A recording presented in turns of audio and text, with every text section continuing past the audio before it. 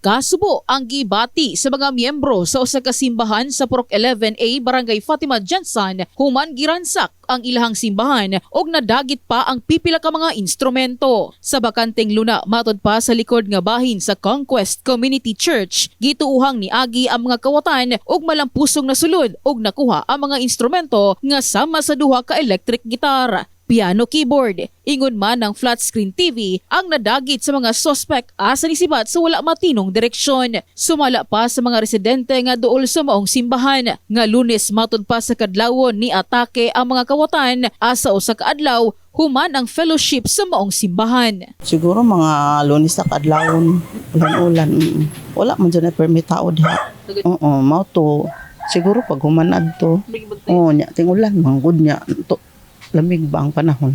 Isip o sa kamiyembro sa simbahan, dakong epekto kini alang kanila tungod matag adlong Domingo nila ginagamit ang maong kabtangan apan sa kalit lang kini nahanaw. Abot ko sa simbahan is nakita ko nga open ang door, front door. And then dito nagsulod din sa akong mind nga wala na, hurot na ang instrument. So pag sulod na ako, nakita na ako, wala na sayo pa nga akong isip nga nahurot yun ang instrument. And then mo to akong tawagan si pastor nga panahon para may nang makita niya personally pod. So niya na siya.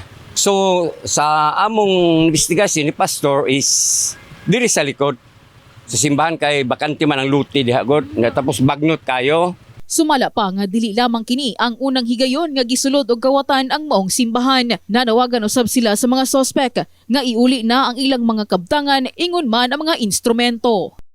Sa una pa yung panahon, nakawatan na po na sila mga bangko. Nausab na po doon. Nami ginatrace ang CCTV. So for in kaso og mailan mo na mo is pasensya mo.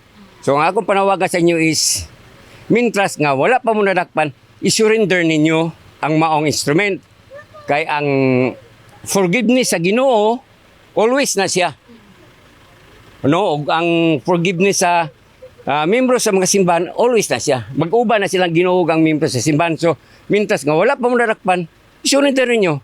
Wala mo'y problema, wala mo'y atubangon.